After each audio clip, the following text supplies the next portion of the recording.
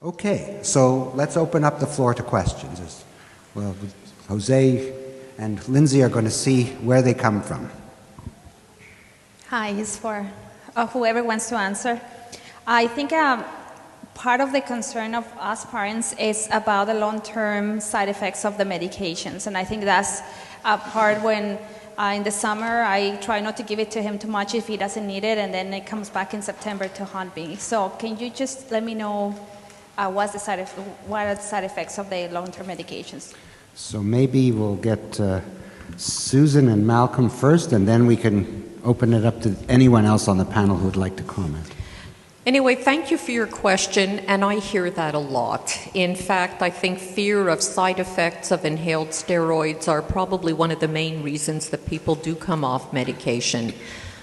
We are lucky that many of these inhaled steroids, when they are used at proper dosage, and most physicians who treat asthma will use the least amount that results in effective control of symptoms.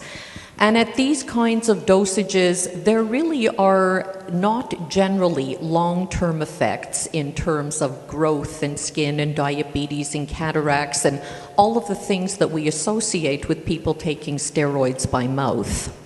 I also think it's important to know that when people come off medication, if there is a flare-up of asthma and you have to go to an emergency room, you'll then get oral steroids by mouth, which end up being, twice as bad in terms of side effects. Also, uncontrolled asthma has lots of effects on growth and other things. So, I think that the position of all of us, and this is based on data looking at growth studies of, children who've been on inhaled steroids for long periods of time, the majority of them do experience catch-up growth and will attain whatever final height they should attain.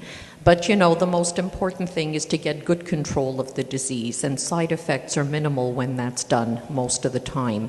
I think I'm going to let Malcolm address some of the questions, perhaps in terms of stature, because there is some data, really, that, there may be some differences in height in asthmatic children that are predetermined right from the outset, medications aside. So,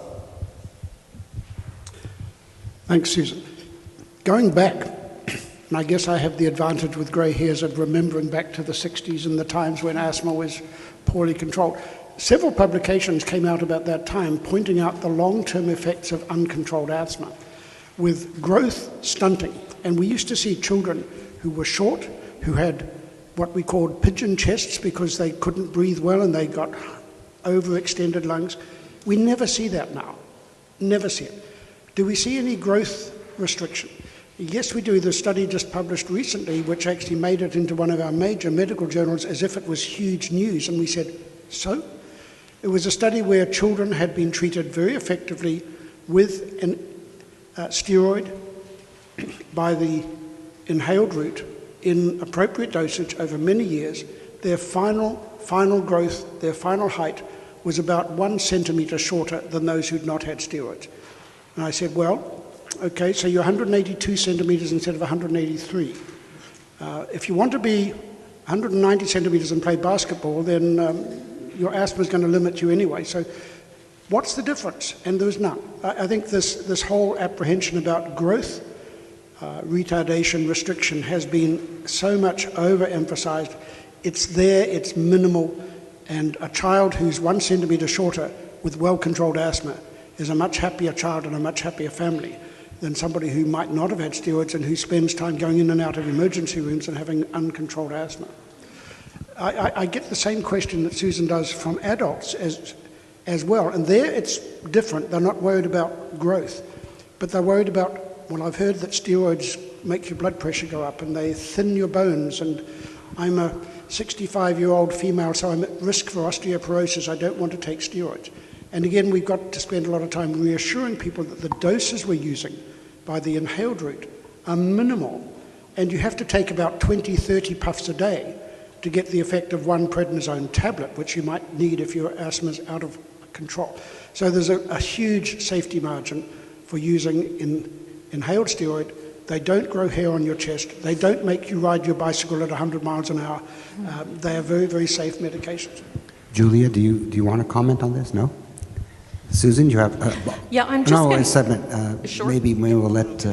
I just want to say one thing. I mean, usually the inhaled steroids are generally the most effective medicine to control asthma long term, but nowadays we also have the combination medications. So once you get to a certain level dose of inhaled steroid, very often the physicians will prescribe a combination which has a long-acting bronchodilator in it, very much like a Ventolin, but it lasts 12 hours. So that's often taken twice a day, thereby keeping the asthma well controlled, but minimizing the amount of inhaled steroids that are prescribed. I think that Chris precisely made my point. You've got to work with your doctor. If you do have a child or an adult who is poorly controlled, who is needing very high dosages of inhaled steroids, where we do start to worry a bit about side effects, there's lots of other stuff out there now, like long-acting beta agonists, like drugs called leukotriene antagonists, which can be added. There's lots of ways to optimize treatment. So I'd like to reinforce that. But on balance, very safe and effective treatment in inhaled steroids. So I won't reveal how old I am, but I did have a birthday yesterday. But when I started in medicine, and Malcolm can attest to this, although he's much younger than I, we've changed the world in terms of asthma medications and what we call the therapeutic index, or the distance between the effective therapy and the side effects. Used to be kids or adults with asthma would, first of all, populate the hospitals. They don't as much anymore, hardly as much. They used to die of asthma. Hardly anybody dies of asthma. And they used to be treated with things like theophylline and drips and oral steroids, all of which had major side effects. You couldn't even get to the point where you were getting the asthma better without making the person even worse with the medications. This is a sea change, the inhaled route and the medications that have been perfected till today, and they're still being perfected. I have a couple of questions that I'd like to ask. One is for Dr. Sears, please. You mentioned the September effect, and all of our children have to go generally to school or be associated with other children. What can they do to protect themselves from catching these viruses, like colds or things that might trigger and make their asthma even worse? And my second question is it okay to, or are cough syrups or over-the-counter cough medicines, are they okay for our children to take on top of their other asthma medications like puffers? So the question really is, how do you avoid the bad asthma episode?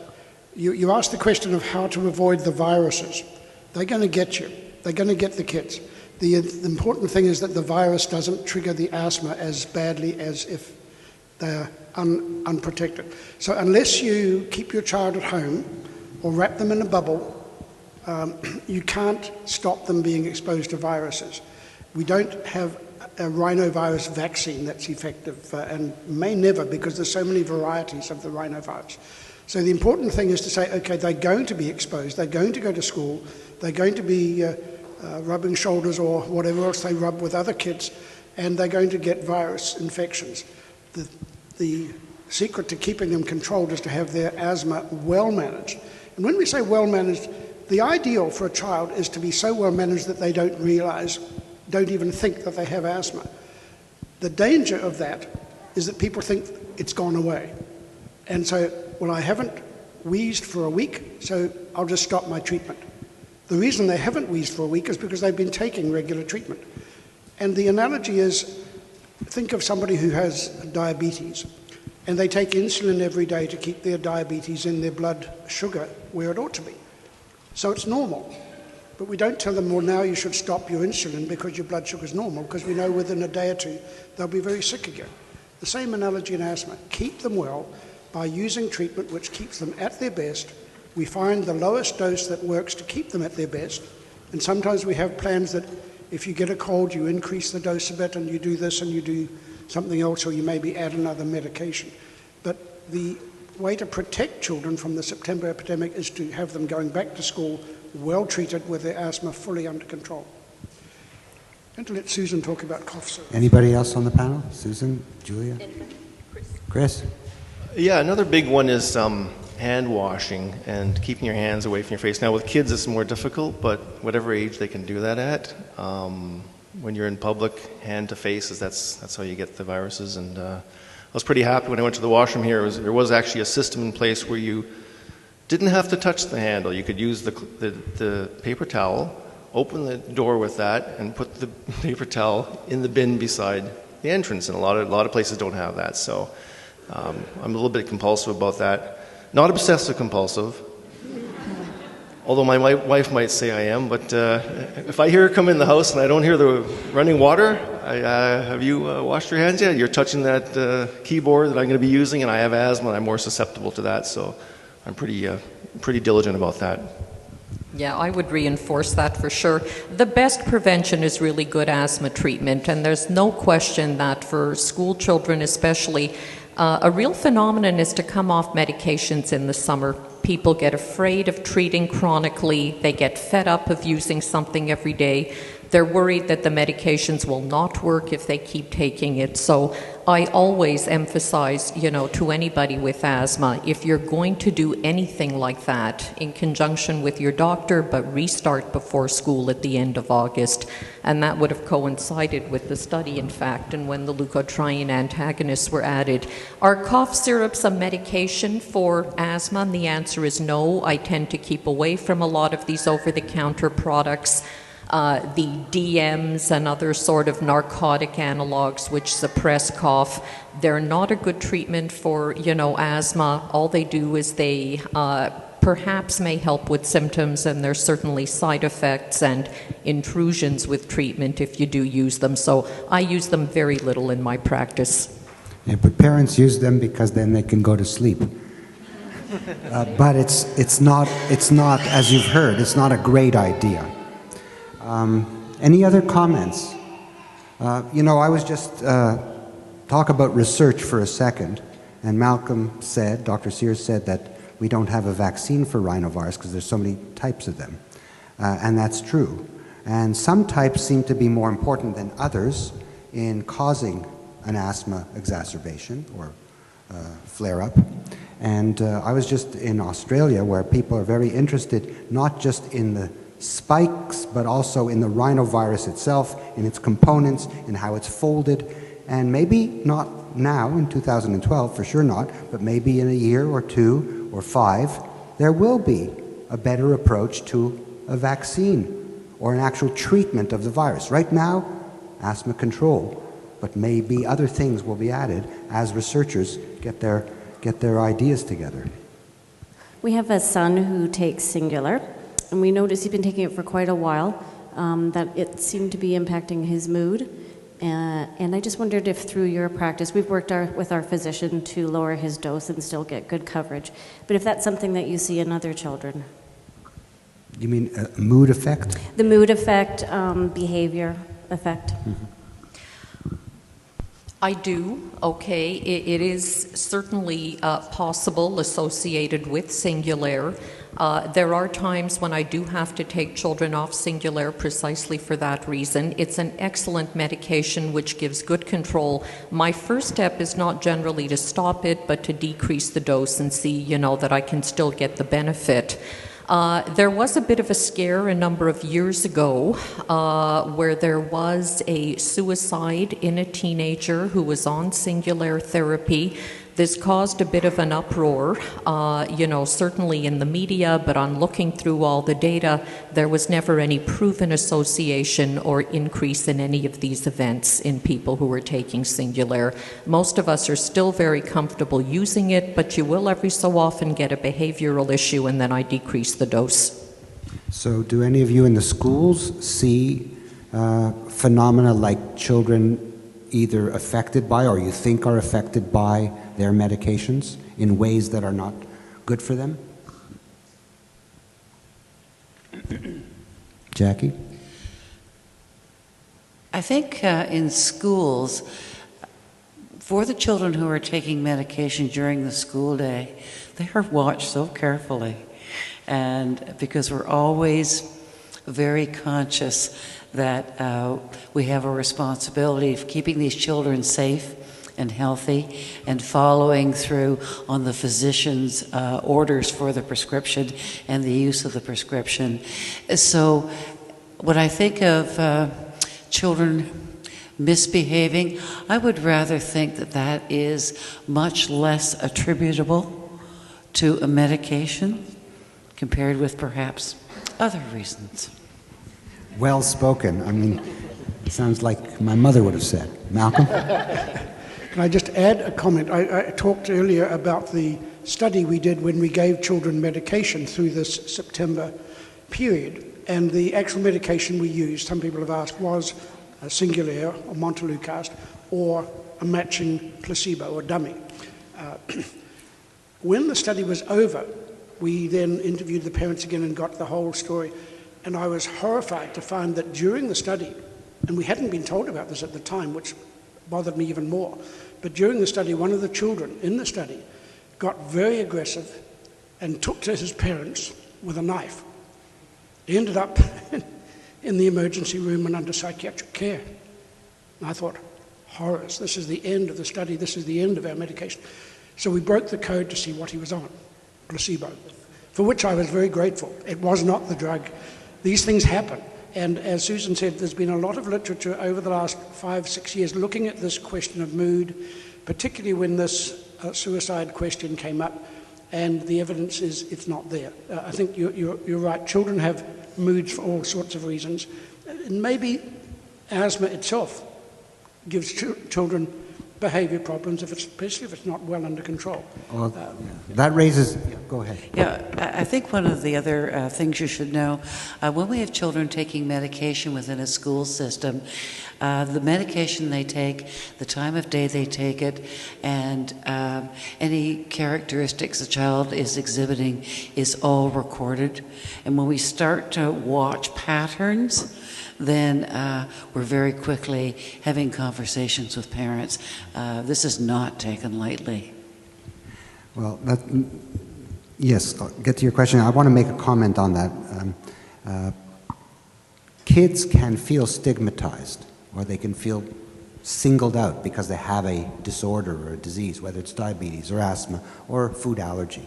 And this is something that some researchers in allergen have been looking at very carefully with the schools and with other places. And I'm really, really heartened by the fact that what you're saying and what people are saying in systems where there's a strategy, where there's a plan, these kinds of things are taken into account. So you know the whole totality, not just the medication issue, but the whole issue of the child, their parents, and their reaction to the disease. And I think that's as important as knowing what specific medication they need to be on. Dust mites. We have dust mites in, I'm sure, in our schools, school buses, in the home, in stuffed animals. So who's going to talk about dust mites? Susan?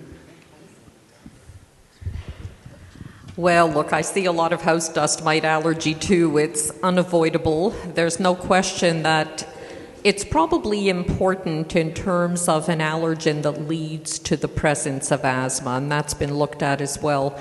A lot of my asthmatics have house dust mites. They're mainly in the mattresses and in the bedding, since house dust mites feed on human skin scales.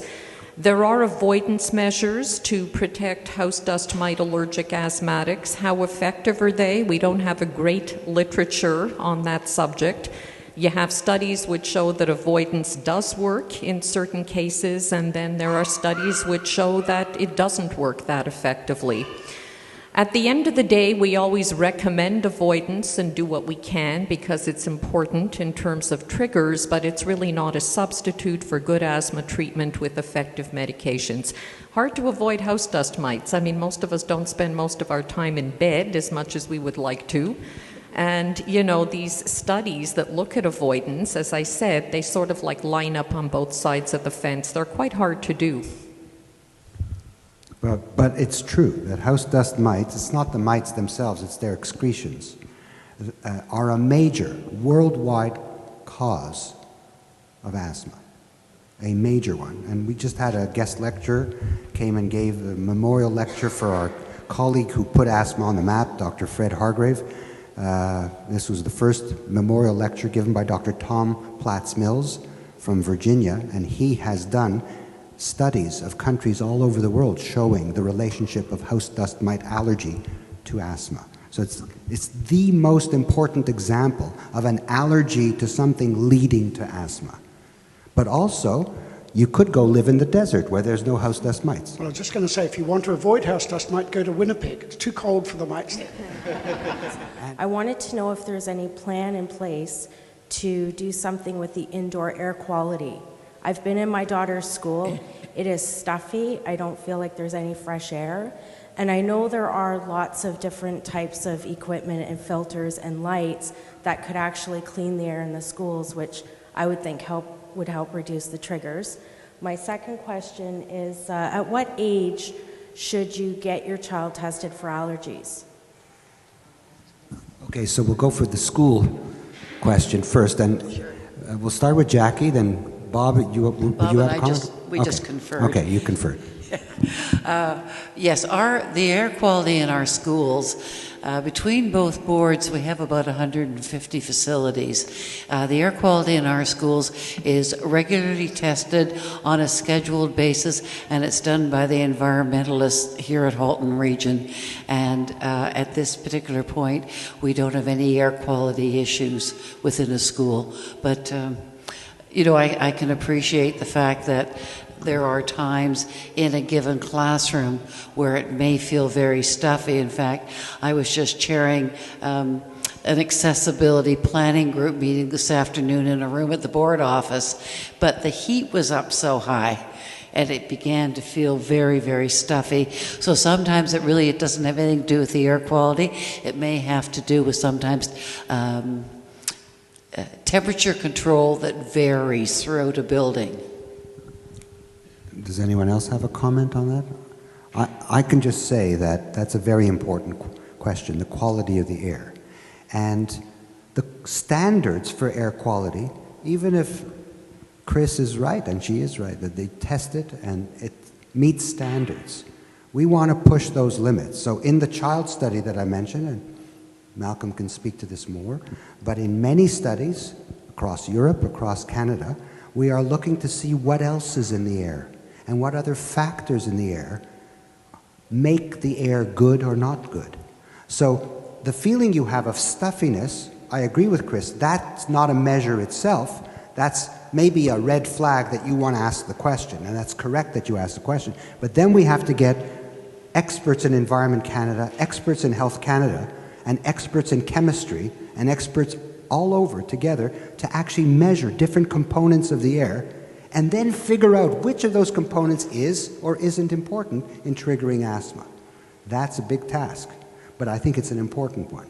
For example, kids or families who live next to highways where there's a lot of traffic-related air pollution have worse asthma attack rates than those who live in areas where they don't live near traffic. The outdoor air gets inside. That's something that's very hard to measure or control unless you have a whole program to do that. So it's a very important question. Probably could spend another whole evening on it.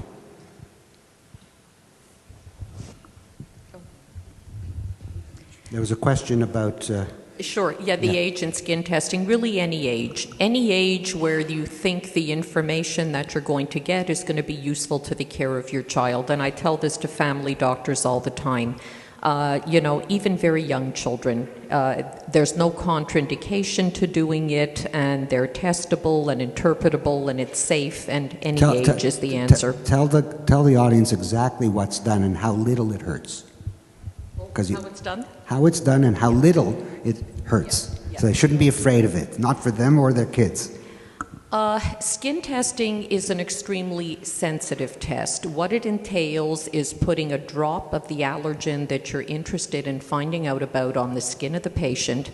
And usually for asthmatics, we do a battery of about 14 inhalants. Those are allergens that are present in the air: pet dander, house dust mite, pollens, molds.